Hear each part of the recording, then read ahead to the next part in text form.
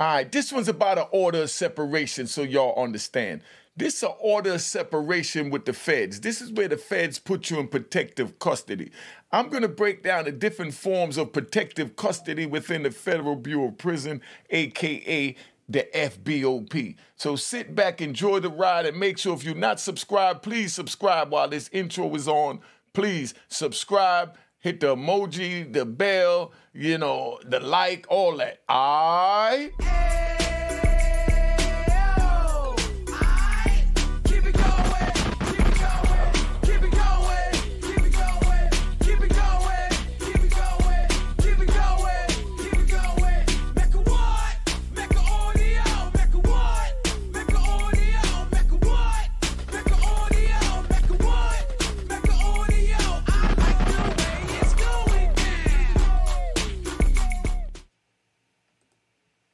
All right, you know what it is. Unique Mecca Audio, man. This what it is. I'm going to break down what an order of separation is. If you're not subscribed, subscribe, man. Subscribe. Please subscribe if you're not subscribed. An order of protection, they have many different kinds within the feds. They got the PC. That's called protective custody. Protective custody is where they lock you away from everyone else and say that, you know, you can say your life is in danger, okay? Like we'll take this FBG Duck trial situation with THF BZ, THF TZ, excuse me. You know, like I said, I don't do no writing down. I just go off the head because all this is natural. THFTZ, right, is in what they call PC. I'm going to break down the different forms of PC so you understand. Now, TZ may be in protective custody because they have it where when they feel like your life is in danger, they put you somewhere and move you whether you want to or not. No matter how tough you are, the feds could say, I'm going to separate you from XYZ.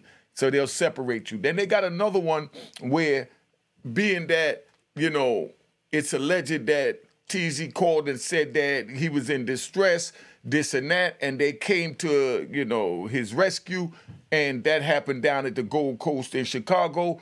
They could say that they're going to put what they call order of separation.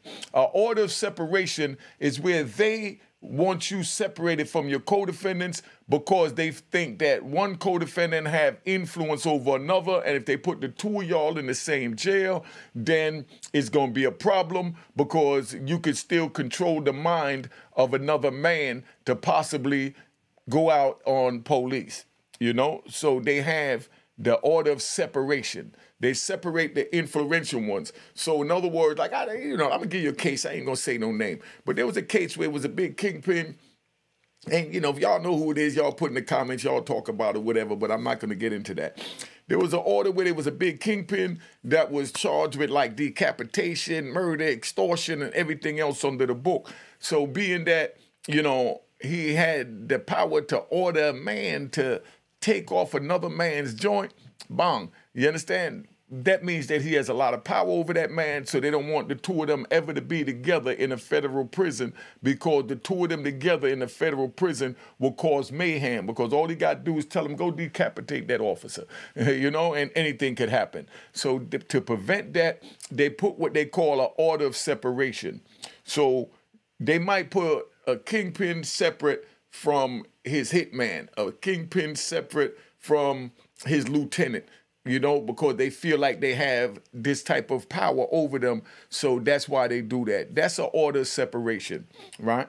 So if someone has influence over somebody, they separate them from that person and put them on permanent separation. That means they can never be in the same jail together. And it's crazy because they're supposed to always make sure co-defendants have a direct line of communication to continue to fight their case. But they'll still put them on separation. Now, that hinders them fighting their case because they got to go through the mail and things like that because they don't really have email. But then when they got email, they wind up putting it where you can email your co-defendant for legal matters only, and then they'll read the emails. And if you start talking about Susie screwing who and who doing what and other personal things that have nothing to do with the case, then they'll shut off that, you know, email communication and said you violated the protocol for you corresponding with your co-defendant for legal matters. So that's one form. Y'all paying attention because I'm riding. All right. So now, when they do that, it's crazy because you might be like this with somebody. Both of y'all went to trial. You love this man. This man is your brother. He's your comrade. You die for him. You kill for him. You even killed for him, allegedly, on the street. But they say, no, we don't want the two of y'all together because he might order you to do something against one of us. So that's that type of order of protection. Then they got the one where if you get into a beef with somebody, let's say you get in a fight with somebody, two people get in a fight in the prison, then they'll put administrative separation, administrative detention, which is the same thing as administrative, separation, but they call it administrative detention. Administrative detention is like, when I got cut in the face, like I said, I ain't got no problem talking about my, my losses too, because we all take a loss. You know what I mean? That's just the way it is. But, like when I got cut, they put me in a hole and they put me in administrative detention. Administrative detention because I wouldn't tell them who cut me. They knew I was going to get my get back, or they felt I was going to get my get back, so they separated me. That's administrative detention. So that's them putting me in PC. I've never voluntarily went in PC. All the biggest and the baddest of men within the prison has been put on some type of administrative detention. You understand? Administrative detention is saying like, damn, we can't catch you for nothing. We ain't got nothing on you, but we're going to separate you from the rest of the compound because we feel that you're a danger to the compound and a threat to the orderly running of the institution. So we're going to separate you, from the compound. That's called administrative detention. And then, like I said a minute ago, then you have the separation, the separation. Now, you get an order of separation from your other co-defendants, an order of separation from anybody that you got influence over. That's how the feds do it. You see what I'm saying? They try and prevent things from happening before they happen, but it's not really it happening to us. It's happening to one of them. So they feel like when I got cut, if they wouldn't have put me on administrative detention, that I would have been on the compound and I would have gotten out on the dudes that, or the dude that cut me, homeboys, and it would have blew up the security and orderly running of the prison. So that's what that administrative detention falls under. Do y'all understand that? Oh, y'all pay attention to the words that are coming out my mouth. All right, so sit back and enjoy this ride. So when co-defendants go to prison, they don't always get a chance to be around each other, especially when there's violence involved. If there's violence involved and they feel one influence the other one to commit the violent act, they feel like if a man have the power to tell another man to kill a man, hurt a man, harm a man, decapitate a man, do anything to another man that is inhumane, then that means he has power over that man. So that man could also be told to harm an officer or another inmate, so they separate them to get that influence away from them. That's order of separation. You understand? So when you hear that, THFTZ is in PC, that don't mean he's signed in, because I'm hearing things on it that, the O Block 6 other members, that they're mad at him and because they feel he set him up. I'm hearing all of this talk, not agreeing with none of that, and I don't agree with none of that. Like I said, because I don't go with rumors, I go with facts, right? But now, if they feel that, then they'll take him and put him in PC to protect him from them. And then if they feel like he had that much power or they had that much love for him that he could pick up a call and say, we down here, they jumped me, come down here and rescue me, and they go down there and they allegedly do something as horrific as what happened to Duck, then you already know what time it is. Then that means that, oops, we got to separate this man from this man. You know what I mean? Because he has too much power. So that's what the order of, separation is for, So it'll come out in time, whether it's for the administration put it on him or he put it on himself because he feared that they feel like they in this situation because of what, he did to them. But, it depends on how long he's been separated from them. Did this just happen when after the trial, or this happened before the trial? You know, if it happened before the trial, then it's kind of giving you a glimpse to let you know that, you know, they felt like something would happen to them, so they went to protect them, and they wanted to keep them alive long enough to take the stand to get the brothers found guilty. And that's the way that works. So don't say that I didn't tell you how it worked, because I'm going to give you one ride. Let me give you one, because I feel like riding, you know. Now, there was some dudes down in Norfolk, right? Y'all can figure it out and put it in the comments. You know, if you don't know, you don't know, you know, because I don't do no name dropping. But there was some dudes down in Norfolk. They had a block. Everything was cool. And this one dude had everybody doing what they needed to do. They had Rockwallers out there keeping the dope fiends, you know, and the cokeheads in order by bringing the Rockwaller, sicking the Rockwaller on them. And then you had the co-defendants where he'd tell them, yo, that dude been driving around the block 2-3 times. Here, y'all shoot at that car. Let them know don't come around here. And the dude, bah, bah, bah, bah, bah, bah, bah, they start shooting at him, you know? So now when he starts shooting at him, you know, they done carried out an order of, you know, attempted murder for somebody saying, you know, go do this, you know? And then they might have another one where a dude said, man, my baby mother pregnant. This is a whole nother case, though. My baby mother pregnant, because I'm just riding, you know? Make sure you subscribe if you're not subscribed. So baby mother might be like, baby mother pregnant, dude don't want to have a baby, and, you know, the girl refused to have an abortion, so dude tells his man, yo, go kill her.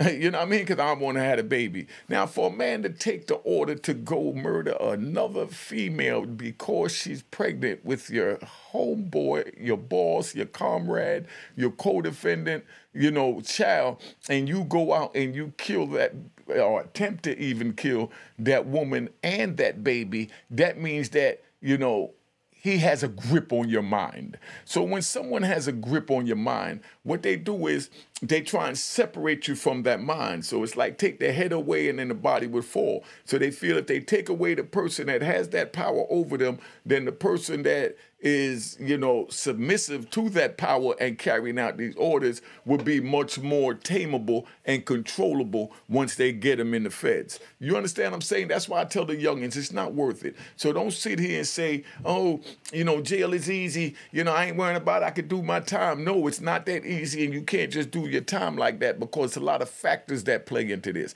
I've seen dudes, right, because I'm riding. I've seen co-defendants. I'm out in California. I've seen 2 co-defendants. They both blood. They from California, right? No disrespect to the Bloods. Matter of fact, let me give them a round of applause. All right. Relax, man. Relax, you know. I gave that round of applause because you got the rat bastards and flip-flop wearing in public trolls that are trying to say, oh, you're going to pick up a Bloods gang. How you going to pick up a gang? They did this, they did that. Stop it. You know what I mean? Go to another channel. Give me your 3 seconds. All right, you know what to take with you. All right. So now both co-defendants is dead, right? First one co-defendant is dead. He's dead for about 3, 4, 5 years. Everybody love him. Good dude. He get along. Everybody smoke weed. He got a good conversation. He make your time go. You can really bid off him. Bidding off of somebody that could take your mind away from the prison and take you beyond the walls with just their presence, their spirit, their mind, their stories. You know what I mean? And they just some funny MF, you know? So that's what this dude was. So he got along with everybody. Everybody loved him. Wasn't a violent dude. Wasn't a disrespectful dude. I mean, Bloods loved him. Crips loved him. New York loved him. Chicago loved him. GD loved them, Miami loved them, Dirty South loved them, Jersey loved them, Boston loved them, everybody loved them. And then here goes his co-defendant. His co-defendant comes and he puts the paperwork out that he's hot.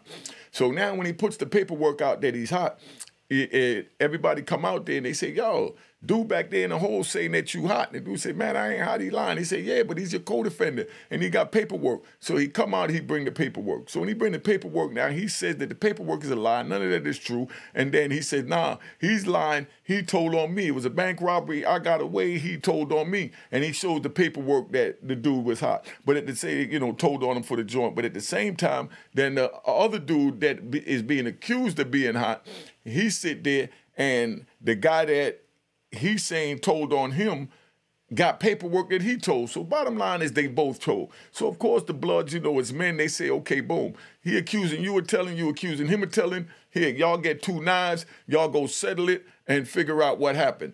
So they went and put their knife work in. and they wound up the one that came second that started the whole thing about his co-defendant being hot that everybody got along with. He lost, so he goes to the shoe. But then now the other one is there that everybody got along with, but he still got to deal with the issue of, is he hot? The paperwork is there. Bottom line, you know. So now, you know, the Bloods had to deal with that. So what they did is they wound up telling him, you know, politely, you saying the paperwork ain't real, but bottom line is paperwork. Until you get proper paperwork, you got to go up top. You know what I mean? Going up top means you go to, you know, the protective custody. You got to get off the compound because we don't want the compound knowing that we allowed you to stay around us when we know that there's paperwork that's questionable about you hot. So until you got something concrete to show that that paperwork is not good, you got to go because you're giving the car a bad name. And if you don't want to go, you already know what the consequences is. That means that now we're going to put that violent, you know, hot steel that Bethlehem, as Banky Pound says, you know. Big shout out to Banky Pound. Go check out Banky Pound. I like that dude. That's my man. You know what I mean? We all work together because we're not into trying to eat each other's back out. We do what we got to do. Bill Feasy, another one that I like, you know. But now that happened, they have to figure out how they're going to deal with that situation. So he got a choice. He could either willingly walk up or he could be carried up on the stretcher, you know? Well, like I said, this dude wasn't a violent dude, so he said, man, I'm going to go on up top. I get the paperwork sent in for my family. Once I get the paperwork, I'll come back, you know what I mean, and present the paperwork and show y'all that I'm not hot, but to keep the car name and the face of our brand, the Bloods in Lum Park, clean, I'm going to go on up top until I can do that, you know? And that's the way that works. You see how this is? That's why I say, youngins, if you want to get involved in this, just like y'all get caught, tell on your comrades, and then you wind up in another jail, because there was a whole nother one, right? There was a whole nother one. Let me give you another one because I'm riding. Let me give you another one. There was a whole nother one where there was a dude that was sitting there and his co-defendant, you know, told on him. He pled guilty. Then he went in and he pled guilty. So he had to tell what his co-defendant told on him. And then the Fed said, we want more than that. We already know what your co-defendant told us. Now we need to know something that we don't know, because bottom line, they won't bring somebody in. So all of them wound up telling on other people, bringing people in, but they all pled guilty. And none of them took the stand because they all pled guilty. So they all saying that they're not no rat bastards because nobody didn't take the stand. But bottom line is, you done pled guilty and you implemented all these other names that the feds knew nothing about, and you gave information about that. So therefore, now you screwed up. So now we back to square one. So you understand. Now, that means that you hot. So then now they had to run all of them dudes from that car, you know, or what we called it back then, from that crew, you know, out the car, you know. So they ran the crew out the car because the crew all gave up names, you know, when they pled guilty that had nothing to do with their case. See, if you plead guilty, you're supposed to just say, I did this and I did that. Like my co-defendant. I give my co-defendant the utmost props. His name is Diesel, right? Let's so y'all understand. You know, people try to, well, not people, one person tried to go up there and say some bull crap. Diesel ain't never tell. This is what happened. I got caught first. Once I got caught, they had me down in Virginia. Diesel get caught up there in Maine or something like that for trying to sell a little 9 ounces to somebody. And when he got locked up, they didn't even know who he was. So he locked up there, and they just had him as Diesel, a.k.a. Lino. Lino something. That means like last name unknown. You know what I mean? I think it's Leno. Yeah, Lino. So I mean, last name unknown. They just knew him as Diesel. They didn't even know if it was his real government name or not. So Diesel up there, he gets caught up. He takes a GED test while he locked up, and he gets his GED. So now he gets his GED. He all happy, he proud. He wants to send it home to his mama. So he puts his name on the state papers up there in Maine of his government name, and then once that go out, they already knew that he was AKA Diesel, and they were looking for AKA Diesel, but they didn't have it, you know, figured out because he was up there under a fake ID with a whole different name. So once he put his government name on it, then it came, the feds swooped in, the feds grabbed him, and they put him in the system. When they brought him over there, this was after I was already convicted. So when they did that, they tried to get Diesel to tell things about me that they didn't know so they could do what they call supersede the indictment. Superseding the indictment is giving me a second indictment with more charges added on because they found out information later.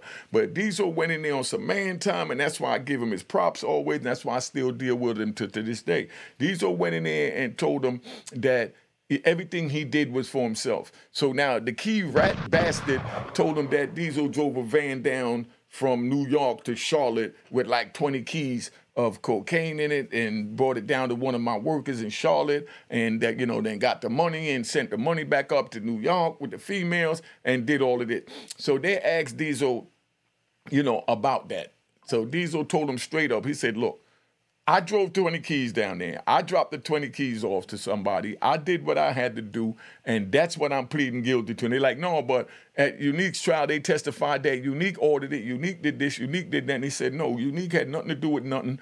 I took the drugs down to Charlotte and I sold the drugs, and that's what I'm pleading to, that I sold drugs or transported drugs from New York to Charlotte. And they like, no, but Unique is the one that gave it to you. He said, no, he wasn't the one that gave it to me. He said, yeah, but the testimony, the trials, they said, well, whoever testified at the trial, they lied. They committed perjury. So now they're furious with him, you know? So they have something called acceptance of responsibility. Acceptance of responsibility is when you do like Diesel did, you go up there and you say, I did this, I violated, I'm accepting my responsibility, and they give you 2 points off that will wind up dropping your time. So if you're looking at it 20 years, you might wind up with 15 with the acceptance of responsibility. Diesel accepted his responsibility, but being that when he accepted responsibility, he didn't accept it and tell the government's version of what went on or to support the rat. The government fought him and said that he wasn't truthful because there was testimony on the oath saying that Diesel, you know, took the drugs down there for Unique. Now Unique is saying, now Diesel's saying he did it for himself, you know? So that wound up getting Diesel 27 years in prison. So you understand. But that's how men do. Instead of telling on me, he took his time as a man. Instead of me telling on my comrades, I took my time as a man. And that's just what it's all about. That's why I say don't get involved in the street, because this is tricky. There's no gray area. And that's why I'm wearing gray today. You know, it's just you know, in the black, you know, and white.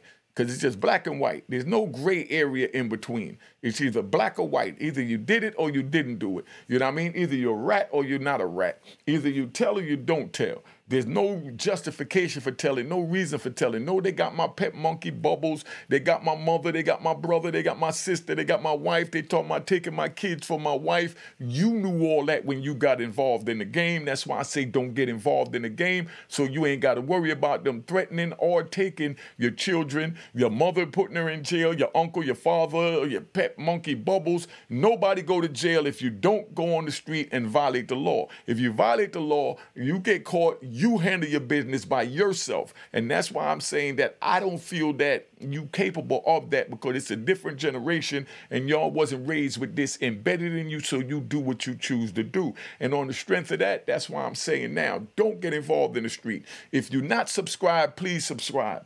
Please subscribe. The book is on the screen. You know, where's that? I put it right there. The book is on the screen. Roaring Harlem. You could go to roaringharlem.com and Google or Bing and buy the book from my website. Or you could go to Amazon. It got 4.5 stars. But, you know, and the Cash App is on the screen. Make sure you hit the logo. It says it was created in 2020. And follow me on Instagram. Oh, and Twitter. Make sure you, Twitter. That's not Twitter. Yeah, I'm on Twitter too, but make sure you go to TikTok. I've been putting up some really good shorts on TikTok from the different shows that I was on, so you could, you know, hear the different stories that I've told, you know, about the game, about my life, and about history in general, politics and everything else on my TikTok. Go to TikTok, Unique Mecca Audio on TikTok. All right, Unique Mecca Audio on TikTok. Everybody go over there and follow me on TikTok. All right, but that's where we at with it. Been on here long enough. I just want to give you something for Sunday. So remember, just because someone is put in PC don't mean that he signed in PC. It could be an order of separation that the government put out to separate you from your co-defendant. It could be administrative detention that they put you in because they feel like you're a danger to the orderly running of the institution, you know, and they put all of us wind up in that. If two people get into a knife fight, right, and they don't, let's say they don't catch them, you know, or let's say they catch one and don't catch the other, but you know, they know who did it, but the victim, the person that got assaulted, is saying that he don't know who got him, you know? Then now they say, okay, we're going to lock you up for administrative detention to protect yourself, protect you from others and to protect others from you, because you might want to get back for whatever happened. So they have that, you know, administrative detention. Do y'all understand that? See, I give you all these nice little jewels. So make sure, you know, you follow me on Instagram, right, and TikTok. That's the name on the screen.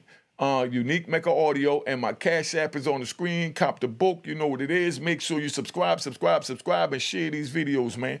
Go back and look at the other videos. I got almost 700-800 videos. Everything is jewels, everything is crack. Don't just come and look at the most recent video, because I got over 700 other videos that give you crazy, crazy jewels. And that's what this channel is about.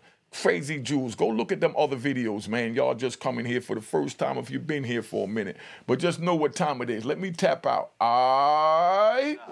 Cheers, cheers. Toast the crime, toast the crime, the crime, the crime, the crime.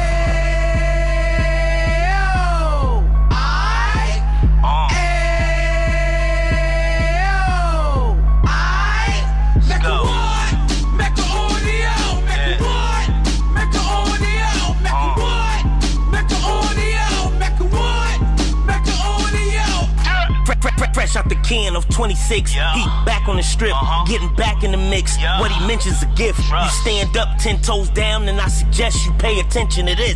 Real. Take a little gully posse and put it in Harlem. He cut from the bottom, came up from the bottom. Drop the book, you should go and get it. The Instagram page and the YouTube, you could go and visit. Yeah. Then you could consider yourself LinkedIn. Real. Sit front row and get Jews from a kingpin. How he went through it, so you ain't gotta go do it. To not pay attention would be stupid. Talking about a man that probably put your grandfather on. Probably the reason that him and your grams got along. A man that generated millions on the block, did his time, never squilling to the cops, Mecca Audio.